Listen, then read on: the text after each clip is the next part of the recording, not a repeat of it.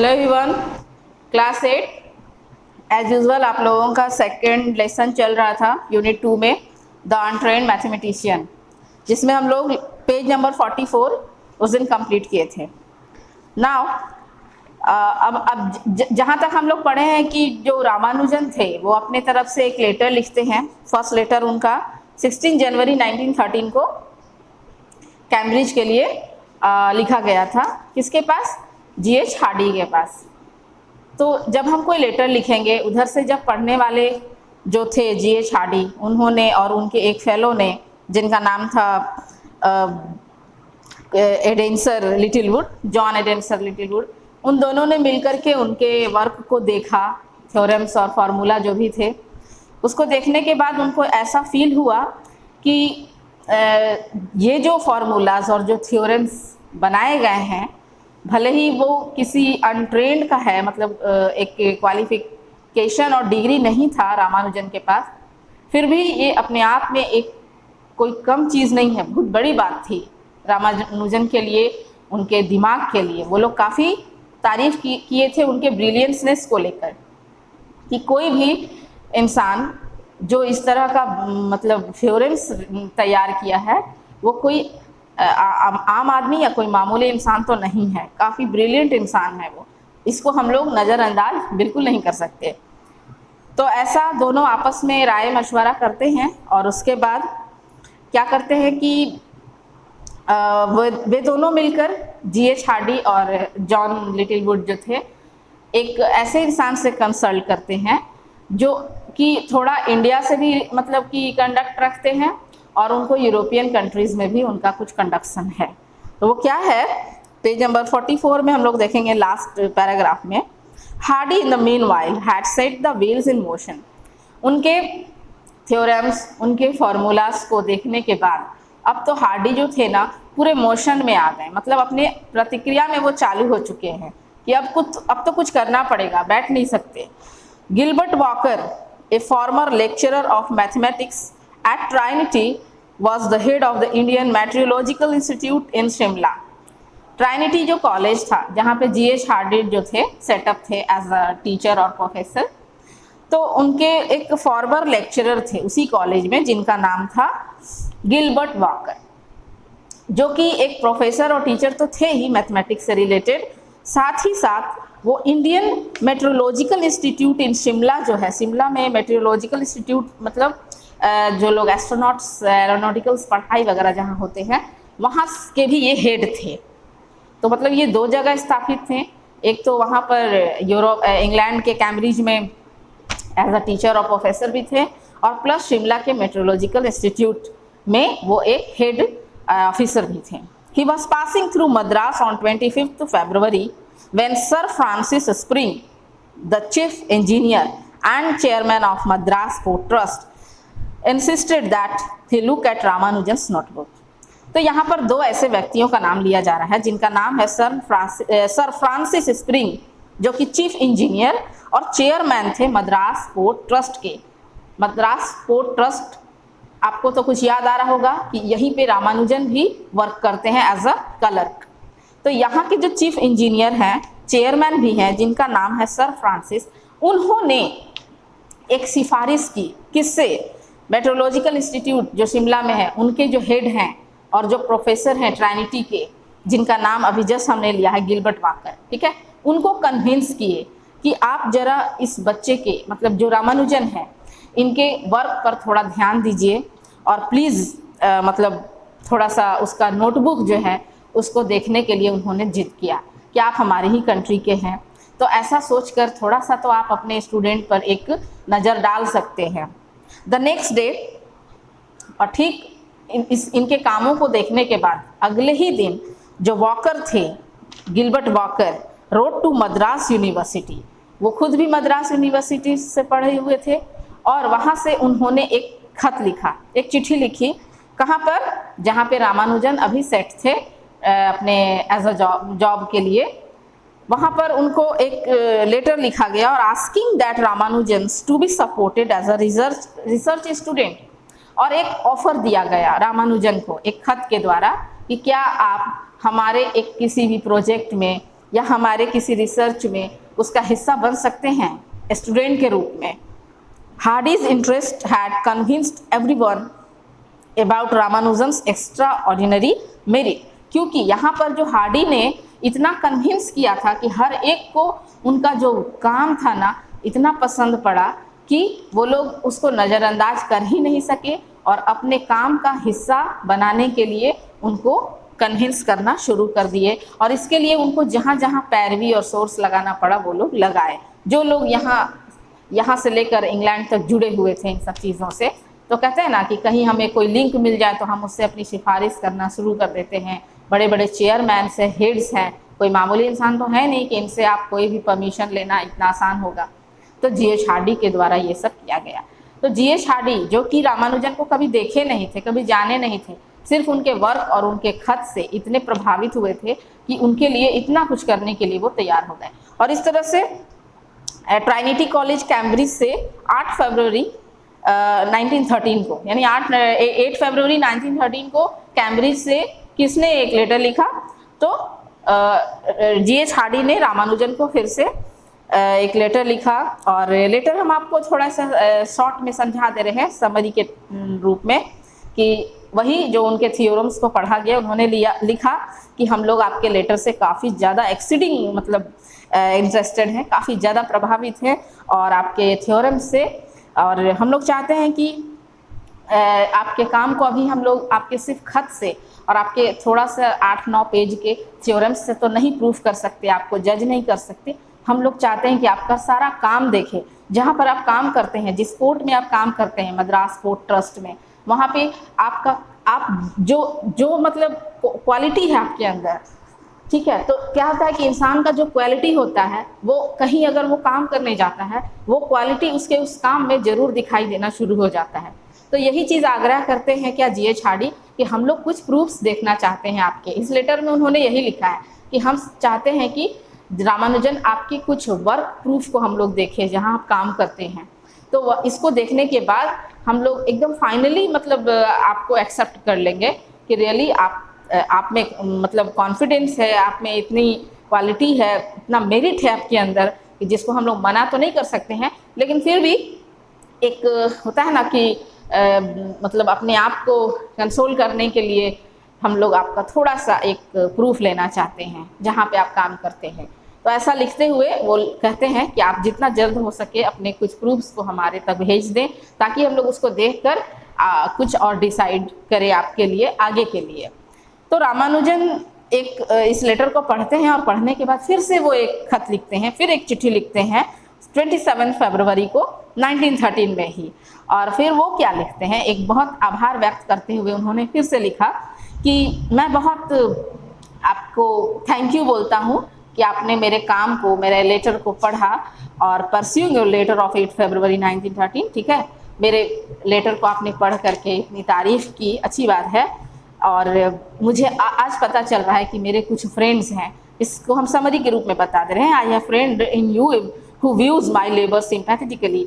मैंने अपने लाइफ में पहली बार आपको एक ऐसे फ्रेंड के रूप में पाया है जिन्होंने मेरे काम को इतना सराहा है और मेरे काम को इतने इंटरेस्ट के साथ देखा है। What I want at this stage is for eminent professor like you to recognize that there is some of worth in me। मेरे जैसे इंसान को इतने बड़े प्रोफेसर होने के नाते आपने जो वैल्यू दिया है इसके लिए बहुत बहुत thank you. Which encourage me to so proceed onward. और सिर्फ सराहा नहीं है आपने मेरे काम को, बल्कि मुझे और आगे बढ़ने के लिए आपने प्रेरित भी किया है, इंकरेज किया है, साहस दिया है मुझे। For my result are verified to be true even though I may take my stand upon a slender basis।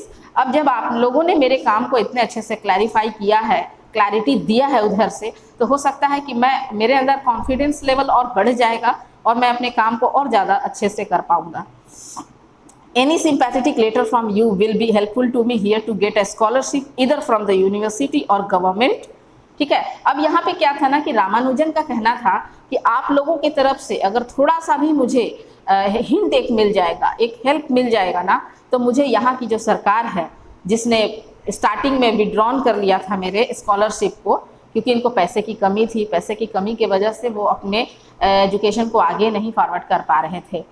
तो एक क्या हो जाएगा कि एक प्रूफ मिल जाएगा जिस तरह से आप अगर इतने बड़े कैम्ब्रिज यूनिवर्सिटी के प्रोफेसर अगर एक मुहर लगा देते हैं मेरे काम पर कि रियली ये इंसान इस मतलब इतना डिज़र्व करता है कुछ पाने लायक, तो हो सकता है कि मेरी सरकार, जो यहाँ की सरकार है, मद्रास की सरकार या जो यूनिवर्सिटी है, मेरे काम को वैल्यू देना शुरू करेगा और मुझे दोबारा से स्कॉलरशिप मिलना चालू हो जाएगा, जिससे हो सकता है कि वो अपनी एजुकेशन को और आगे बढ़ा सके।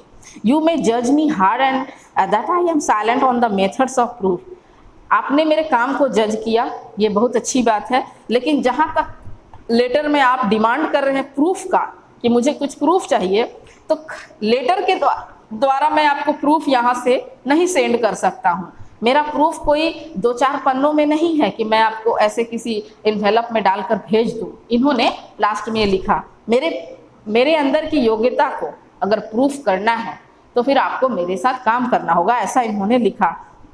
आई indicate the lines on which I proceed in a single letter. एक सिंगल लेटर में मैं अपने अंदर का जो क्वालिटीज़ है उसको मैं नहीं डाल सकता। So I do not mean that the method should be buried with मी।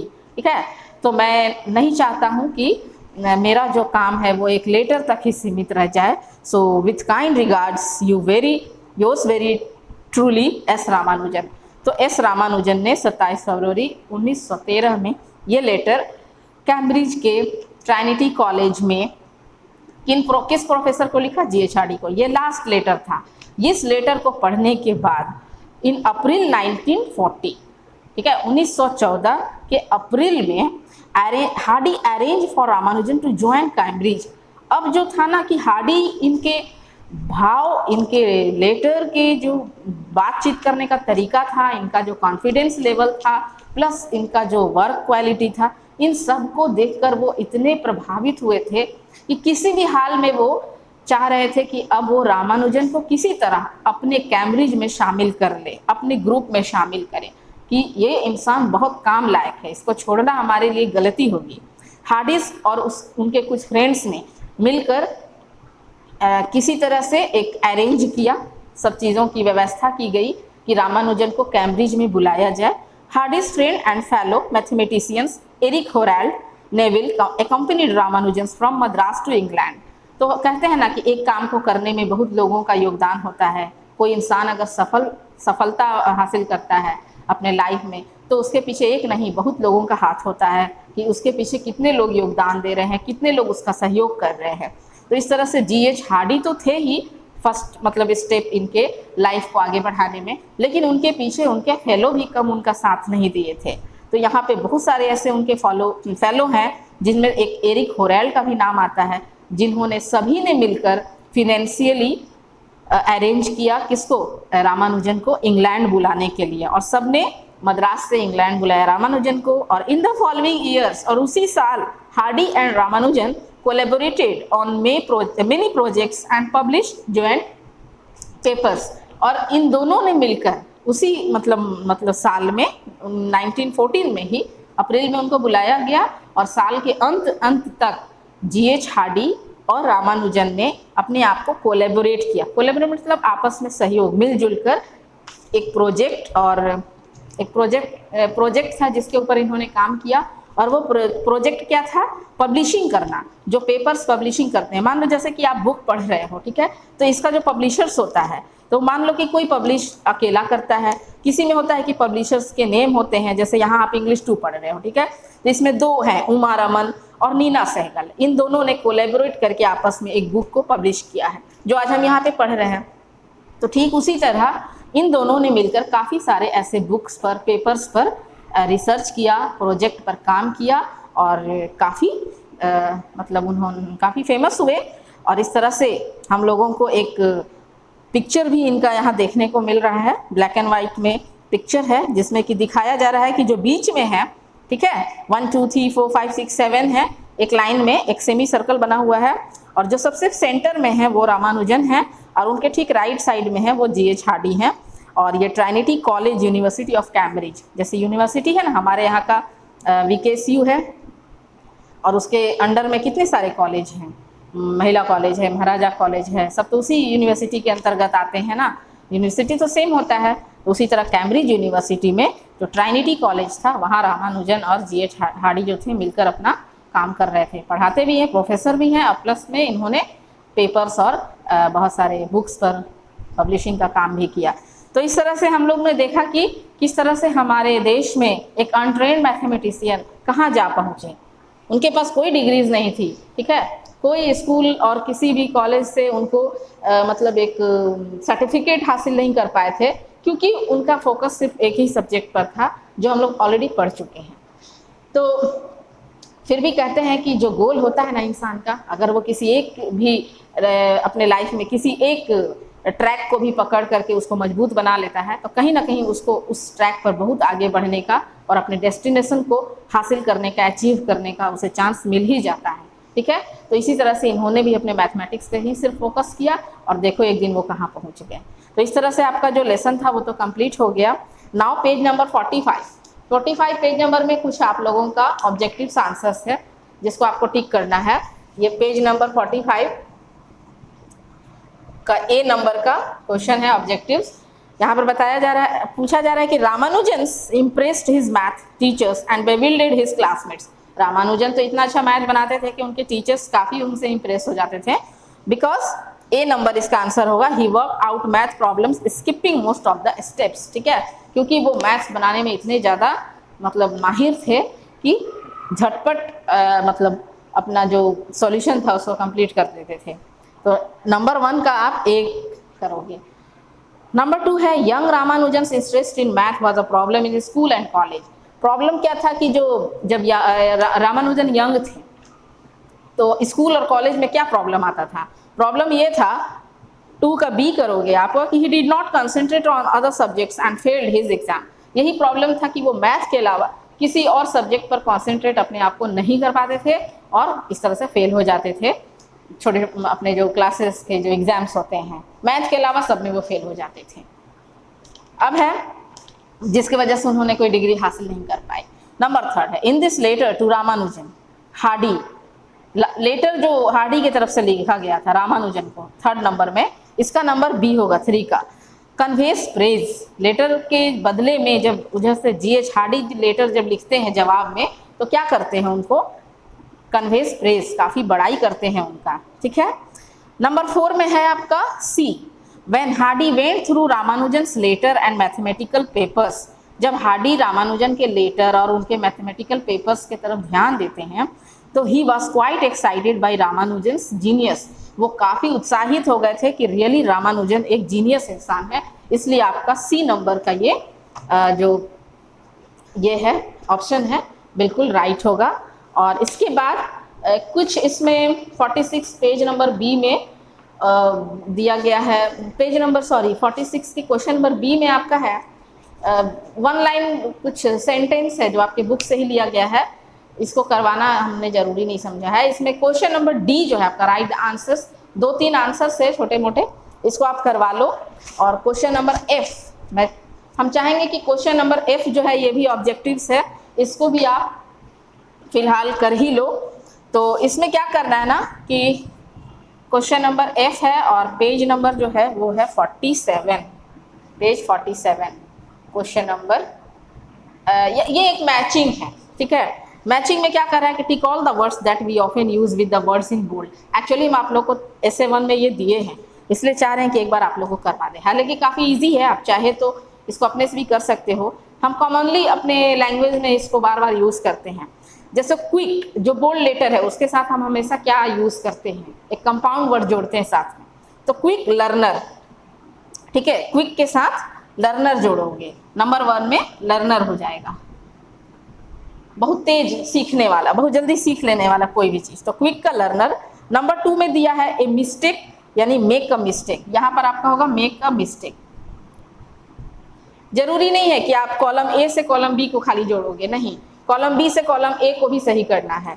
तो सबसे नंबर 1 है क्विक लर्नर, नंबर 2 में हो जाएगा तुम्हारा मेक अ मिस्टेक, नंबर 3 में हेवी, हेवी के साथ हम रेन लगाते हैं, heavy rain.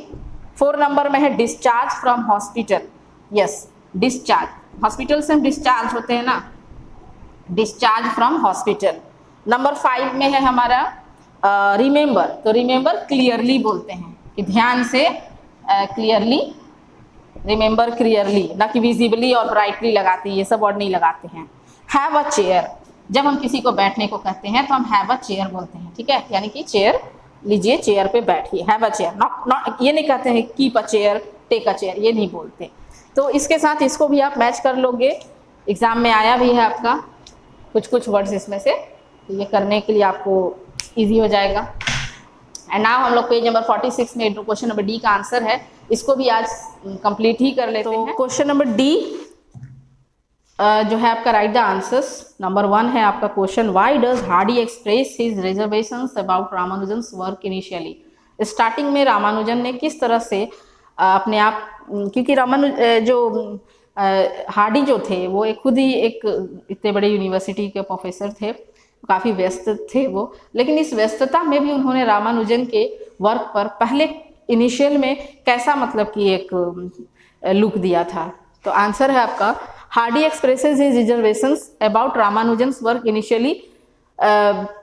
initially because he took a casual look at the pages and dismissed the Indian as another crank, but some of the formulas interested him, and after to work with his fellow he realized the brilliant mind of Ramanujan।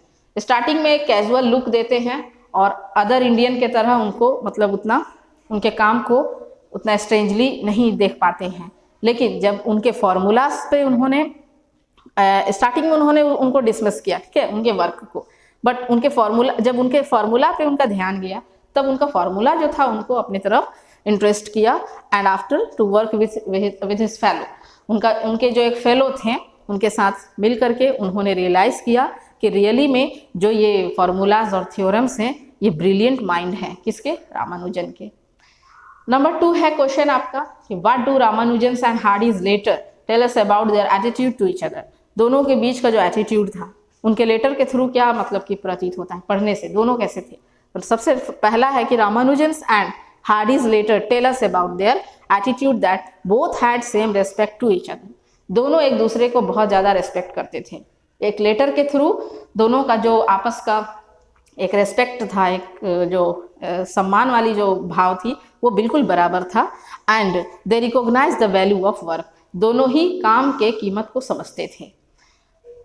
Now third number, how did Hardy help discover and nurture Ramanujan's genius. Hardy ने किस तरह से मदद की रामानुजन की। तो इसका answer होगा आपको, Hardy help discover and nurture Ramanujan's, उनके तरफ ध्यान दिया, उनका सहयोग किया। Genius when he arrange for him, जब हम लोगों को पता चला कि उन्होंने और उनके सारे साथियों ने मिलकर उनको अरेंज करके किसी तरह कैम्ब्रिज में बुलाया। And collaborated on many projects and published papers, और दोनों ने साथ मिलकर आपस में किताबों को में और पेपर्स में अपने सारे प्रोजेक्ट्स को स्टार्ट किया था। तो इस तरह से हम देखते हैं कि दोनों किस तरह से मिल करके अपने काम को मतलब एट लास्ट अंजाम देते हैं, और काफ़ी अच्छा था दोनों के बीच का कोलेबोरेशन। और इस तरह से आप लोगों का ये लेसन 4 जो था फिनिश हो चुका है। एक तरह से आपका ये लेसन 4 हो गया, 2 यूनिट में 2 लेसन हम लोग पढ़ लिए तो 2 2 4 हो गया। अब आपको अपने एग्जाम के लिए लेसन 5 एक और करना है, एक लेसन और करना है जो कि आपको 3rd यूनिट से है, और वो लेसन है आपका what makes me Indian. Ruskin bond के बारे में आपको पढ़ना है, वन लैंड मेनी लाइव्स, ठीक है। तो इसको हम लोग नेक्स्ट वीडियो में स्टार्ट करेंगे, और हम चाहेंगे कि थोड़ा जल्दी आप लोगों को समझा दें, बहुत बड़ा चैप्टर नहीं है। रस्किन बॉन्ड काफ़ी फेमस राइटर हैं और अच्छा लगेगा इनके बारे में सुनकर, और ऑलरेडी हम लोग इसको पढ़ भी चुके हैं, शायद आप लोग नहीं पढ़े होंगे। तो ये आपका एक और लेसन रह जाएगा, तब तक के लिए आप लोग इसको अच्छे से फेयर करो, ठीक है। और जो भी इसमें आपको ऐसा नहीं सोचना कि ये लॉन्ग आंसर्स है, ये आपके एग्जाम में नहीं आने वाला है। इसमें से कुछ मान लो 1 वर्ड स्टेटमेंट्स, 1 लाइन स्टेटमेंट्स जो भी होगा, कुछ क्वेश्चन इस पर हम बेस्ड बना करके आपको दे सकते हैं। सो आप लोग इसको रेडी करो अपने फेयर में भी, और रिवीजन भी करो। जो भी ऑब्जेक्टिव्स कराया गया है, जैसे जितने भी लेसन्स के ऑब्जेक्टिव्स में आपको चूज द बेस्ट आंसर है, वो सब choose the best the answer आपका एक 1 लाइन सेंटेंस में भी चेंज हो सकता है शॉर्ट आंसर्स के लिए, उसको आप नज़रअंदाज मत करोगे, ठीक है। तो इस तरह से आप अपना रेडी करो, और हमारा 4 लेसन कंप्लीट होता है। So that's all, thank you.